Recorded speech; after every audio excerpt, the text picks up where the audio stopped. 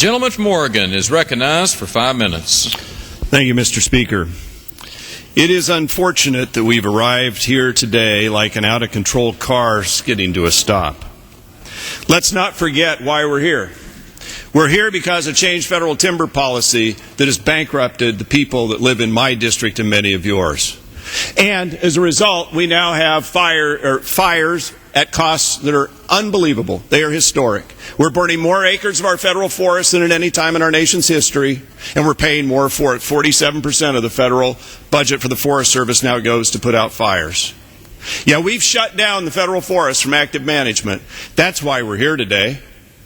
Because the revenues that used to flow to our communities to pay for basic services, to be the good partner that Teddy Roosevelt envisioned when he created the Great Forest Reserves more than 100 years ago, to be a partnership with the local community, that partnership, that bond, that pledge has been broken.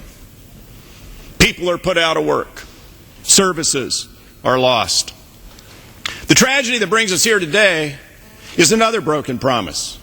And that is, when this bill was considered by the House Natural Resources Committee, there was a consistent and common pledge that this bill would be brought to the floor with a different offset. I have a quote here from the spokesperson from the committee that makes that very clear. It says very clearly, it's definitely our intention for the money to come from increased fees on not to come from increased fees on oil and gas companies.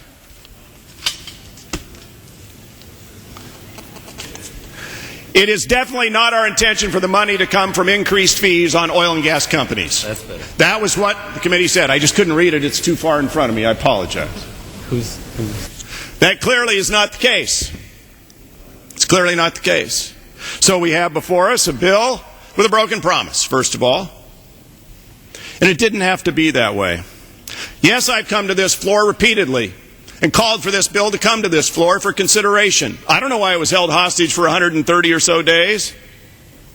But I came here calling for this bill to come to the floor with a clear understanding, the promise and pledge of that committee, that it would come here with a different offset, one that was palatable. That promise and pledge was broken. Meanwhile, I know the Speaker was out in Oregon a while back and said, where we go from here is see how to phase out this system. That doesn't sound like a Speaker very supportive to me. So what we have here today is an offset of questionable legality. And I say that not because I'm a lawyer, I'm not, but because of court cases that have occurred that said when it comes to levying a fee on conservation of resources on the Outer Continental Shelf, that leases that exist today prohibit the application of future laws and regulations except future regulations related to the conservation of the resources of the Outer Continental Shelf. What does that mean in real people talk?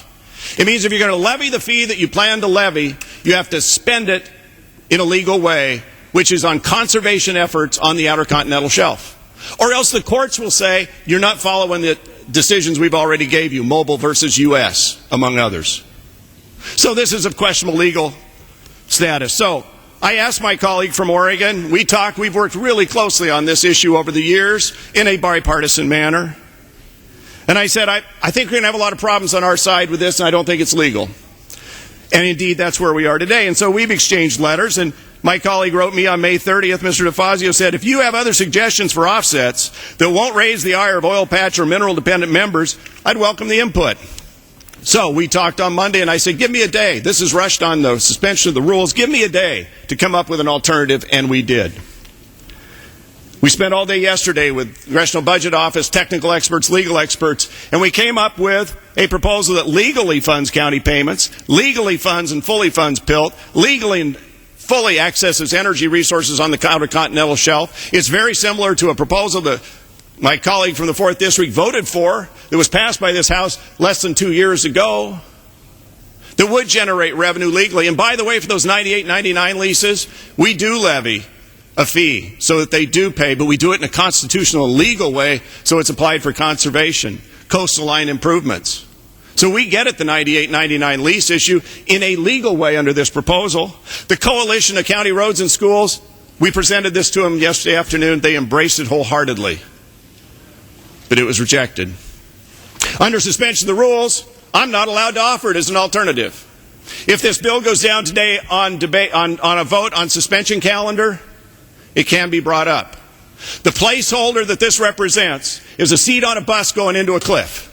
It's going off the cliff and into a chasm. Fortunately, there's cable attached to that bus, and if this goes down today, counties aren't lost. They can come back and bring it up on a rule, and we can have a real and substantive debate about a way to fully fund this. Gentleman's time has expired.